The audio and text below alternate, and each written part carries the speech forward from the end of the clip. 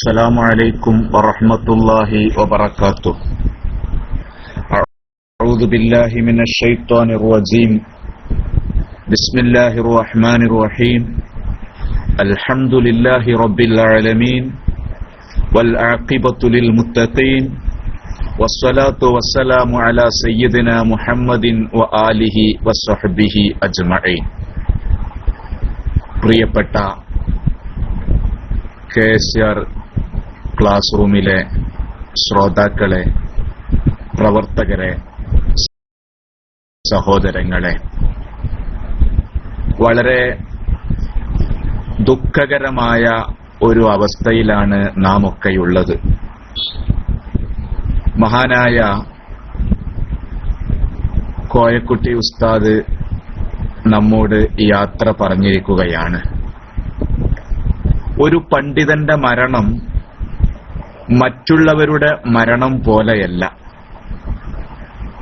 അത് നികത്താനാവാത്ത നഷ്ടമാണ് എന്നത് വളരെ വ്യക്തമാണ്.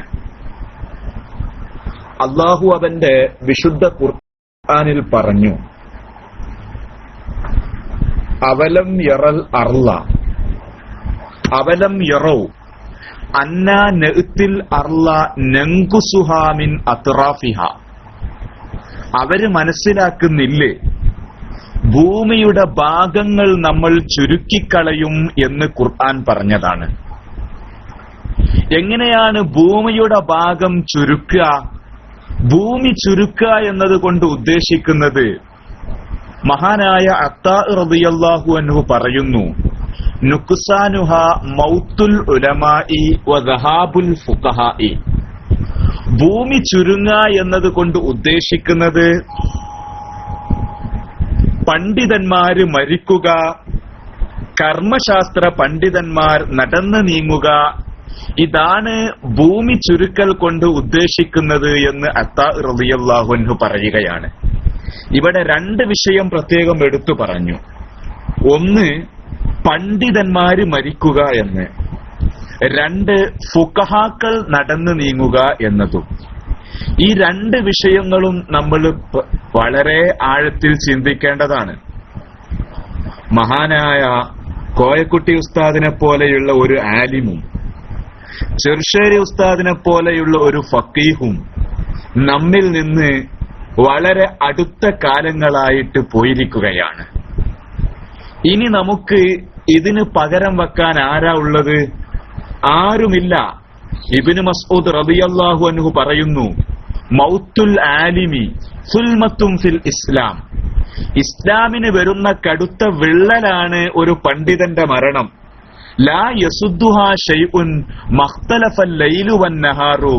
രാപ്പകൽ കടക്കുന്ന കാലത്തോളം, രാപ്പകൽ വരുന്ന കാലത്തോളം ആലിമ് മരിക്കുന്നത് കൊണ്ടുണ്ടാകുന്ന വിള്ളൽ നികത്താൻ ഒരു വസ്തുവിനും സാധ്യമല്ല എന്ന് മഹാനായ ഇബ്നു മസ്ഊദ് റളിയല്ലാഹു അൻഹു പറയുകയാണ്.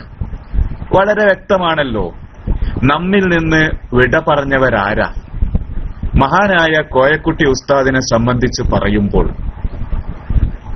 വളരെ മുമ്പ് തന്നെ, സമസ്തയുടെ പ്രസിഡന്റ് ആകുന്നതിന്റെ മുമ്പ് തന്നെ അദ്ദേഹത്തിന്റെ കൈപിടിച്ച് മുസാഫഹത്ത് ചെയ്യുവാനും ദുആ ചെയ്യിപ്പിക്കുവാനും അദ്ദേഹത്തിന്റെ ക്ലാസ്സിൽ പങ്കെടുക്കാനും ഒരു പ്രാവശ്യം അവസരമുണ്ടായി. വളരെ വിനയത്തോടെ, താൻ ഒരു ഷൈഉം മദ്കൂറാണ് എന്നുള്ള ഒരു അല്പം പോലും തോന്നലില്ലാതെ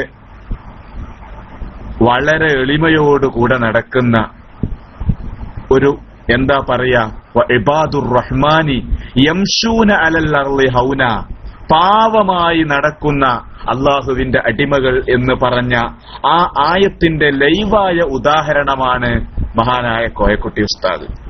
ശരിക്കും ഉസ്താദിന്റെ ആ ഒളു എടുത്തുള്ള ആ പള്ളിയിലേക്കുള്ള ആ നടത്തവും, എന്റെ ശ്രദ്ധയിൽപ്പെട്ട രംഗ ഞാൻ പറയുന്നത്, ആ ഒളു എടുത്തുള്ള പള്ളിയിലേക്കുള്ള ആ വരവും, അവിടെ നിന്ന് തഹിയ്യത്ത് നിസ്കരിക്കുന്ന ആ രംഗമൊക്കെ കണ്ടപ്പോൾ ശരിക്കും നമുക്ക് ഈ ആയത്താണ് ഓർമ്മ വരിക. വഇബാദുർ റഹ്മാനി അല്ലദീന യംശൂന അലൽ അർളി ഹൗന. ഭൂമിയിൽ വിനയത്തോടെ നടക്കുന്ന ഇബാദുർ റഹ്മാൻ, അള്ളാഹുവിന്റെ വിനയാന്വിതരായ അടിമകൾ. അങ്ങനത്തെ ഒരു മഹാനാണ് നമ്മിൽ നിന്ന് പോയിട്ടുള്ളത്. അള്ളാഹു നമ്മെയും അവരെയും സ്വർഗത്തിൽ ഒരുമിച്ച് കൂട്ടിത്തെരുമാറാകട്ടെ. മഹാനായ ഉമർ റളിയല്ലാഹു അൻഹു പറയുകയുണ്ടായി, മൗത്തു അൽഫി ആബിദിൻ സായിമിൻ നഹാരി കായിമിൻ ലൈലി. രാത്രി നിന്ന് നിസ്കരിക്കുന്ന, പകൽ നോമ്പനുഷ്ഠിക്കുന്ന, ആയിരക്കണക്കിന് ഇബാദത്തെടുക്കുന്ന ആളുകൾ മരണപ്പെട്ടു പോകൽ അഹ്വനു, അത് വളരെ സിമ്പിളായൊരു വിഷയമാണ്. മിൻ മൗത്തി ആലിമിൻ ബസീരിൻ ബി ഹലാലില്ലാഹി വബി ഹറാമിഹി. അള്ളാഹുവിന്റെ ഹറാമും ഹലാലും അറിയുന്ന ഒരു പണ്ഡിതൻ മരിക്കുന്നത് നോക്കുമ്പോൾ 1000 രാവും പകലും നിസ്കാരവും നോമ്പുമായി കഴിയുന്ന ആബിദ് മരിക്കൽ വളരെ സിമ്പിളാണ്. അതേ സമയത്ത് ആലിം, ഹറാമും ഹലാലും അറിയുന്ന ആലിം മരിക്കുന്നത് വളരെ ഗൗരവമാണ്. ഈ ഭൂമിയിലുള്ള സകല ജീവജാലങ്ങളും ദുഃഖിക്കുകയും ഞെട്ടുകയും ചെയ്യുന്ന വല്ലാത്ത ഒരു അവസ്ഥാവിശേഷമാണ് എന്നൊക്കെയാണ് നമ്മുടെ മഹാന്മാര് നമ്മെ പഠിപ്പിക്കുന്നത്.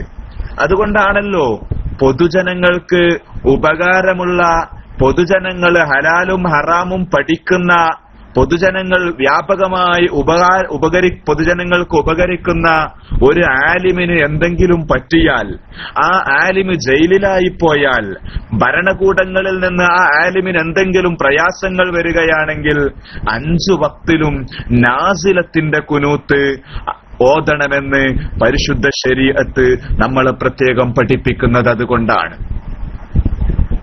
നമ്മെ സംബന്ധിച്ചിടത്തോളം നമ്മുടെ ആലിമീങ്ങൾ ഇങ്ങനെ ഓരോരുത്തരായി കൊഴിഞ്ഞു പോവുകയാണ്. അതൊരു നല്ല സൂചനയല്ല. കാരണം നബി സല്ലല്ലാഹു അലൈഹി വസല്ലമ വഫാത്തായതിന്റെ ശേഷം അത് തന്നെ ഖിയാമത്ത് നാളിന്റെ ലക്ഷണമാണ്.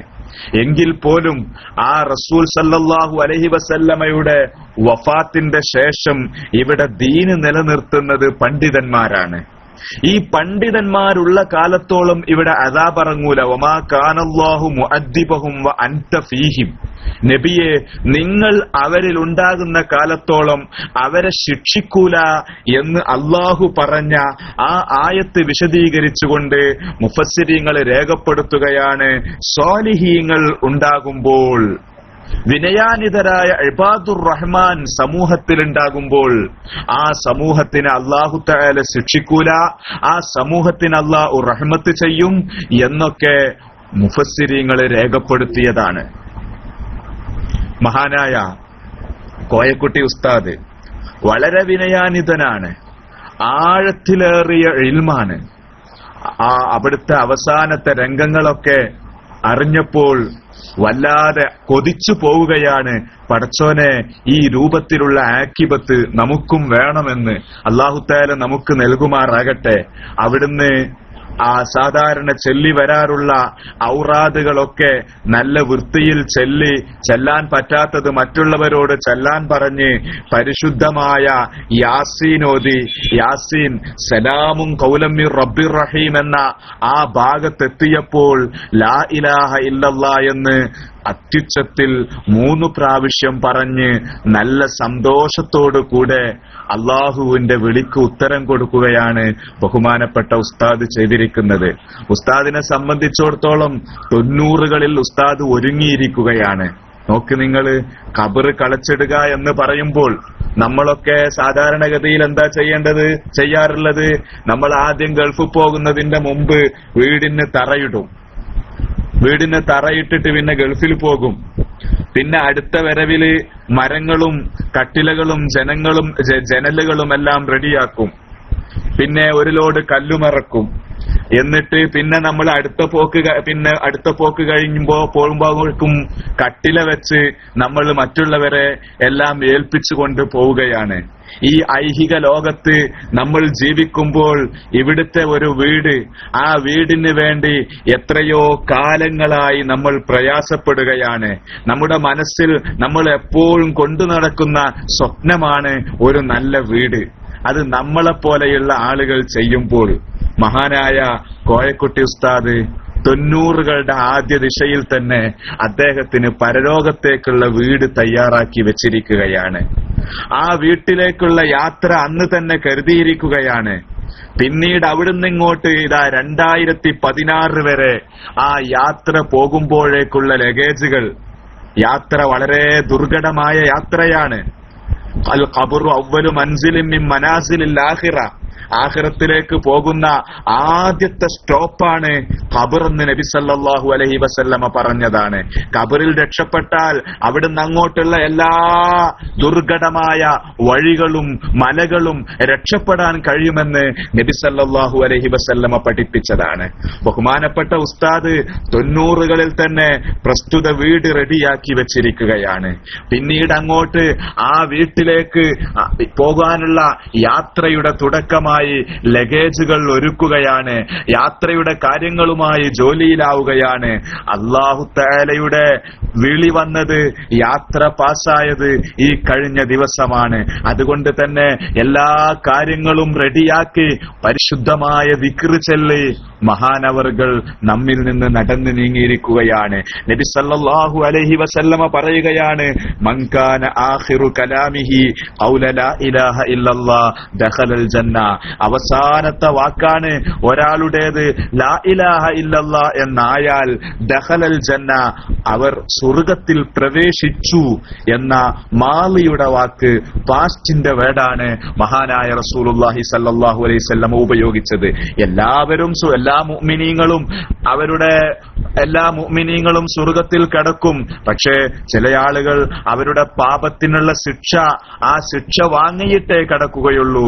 നബി സല്ലല്ലാഹു അലൈഹി വസല്ലമ ഇപ്പറഞ്ഞതിന്റെ ഉദ്ദേശം ദഖലൽ ജന്ന മഅൽ ഫായിസീൻ, വിജയികളോട് കൂടെ ആദ്യമായിട്ട് അവര് സ്വർഗത്തിലെത്തുമെന്നാണ് ഇപ്പറഞ്ഞ അവസാനം ലാ ഇലാഹ ഇല്ലല്ലാഹ് പറയുന്നവർക്ക് മഹാനായ റസൂലുള്ളാഹി സല്ലല്ലാഹു അലൈഹി വസല്ലം ഓഫർ ചെയ്തിരിക്കുന്നത്.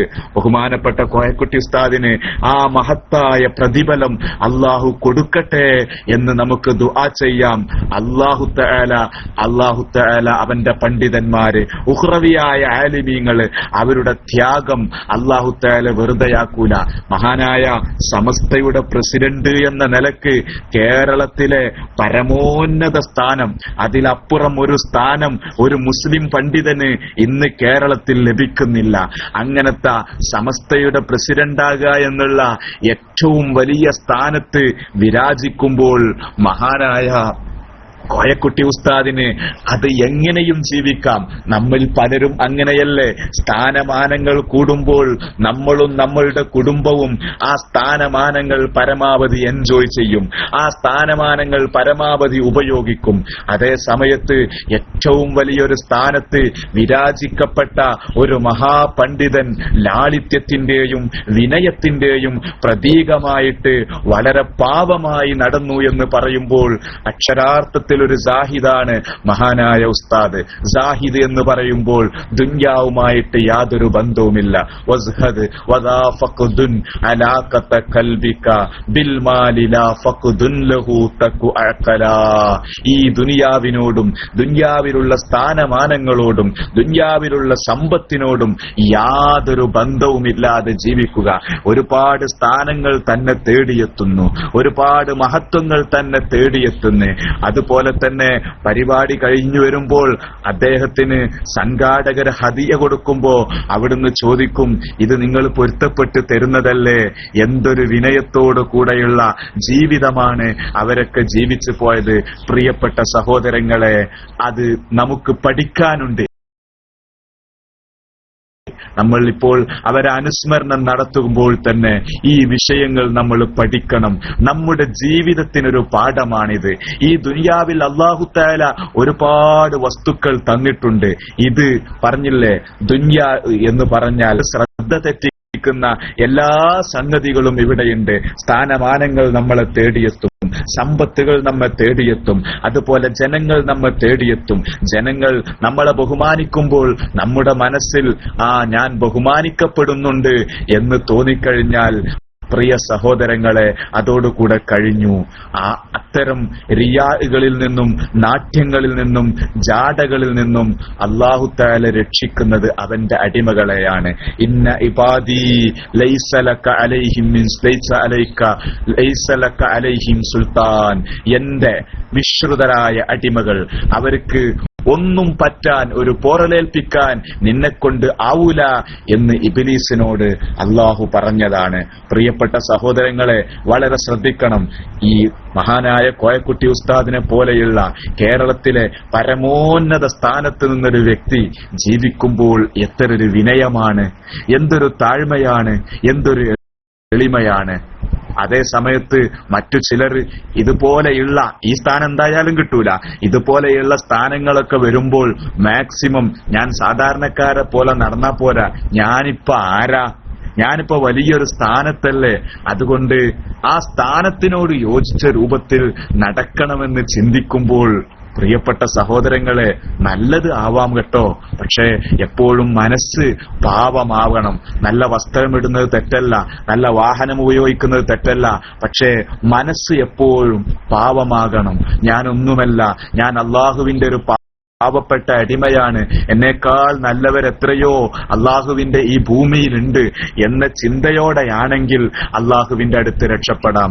പ്രിയപ്പെട്ട സഹോദരങ്ങളെ, ഉസ്താദിന്റെ ജീവിതം നമുക്ക് പഠിക്കാനുള്ളതാണ്, നമുക്ക് പകർത്താനുള്ളതാണ്, നമുക്ക് ചിന്തിക്കാനുള്ളതാണ്. മഹാനായ ഉസ്താദിന് അള്ളാഹു സ്വർഗം കൊടുക്കുമാറാകട്ടെ എന്ന് നമുക്ക് ദുആ ചെയ്യാം. നങ്ക നൗമത്തിൽ അറൂസ്, പുതിയാപ്പള ഉറങ്ങുന്നത് പോലെ, പുതിയാപ്പള വിശ്രമിക്കുന്നത് പോലെ വിശ്രമിച്ചോളൂ എന്ന് ഖബറിൽ ഒരു വിഭാഗം സ്വാലിഹീങ്ങളോട് പറയപ്പെടുമെന്നാണ്. ആ സ്വാലിഹീങ്ങളെ കൂട്ടത്തിൽ നമ്മെയും ഉസ്താദിനെയും അല്ലാഹു തആല ഉൾപ്പെടുത്തട്ടെ എന്ന് മാത്രം ദുആ ചെയ്യുകയാണ്.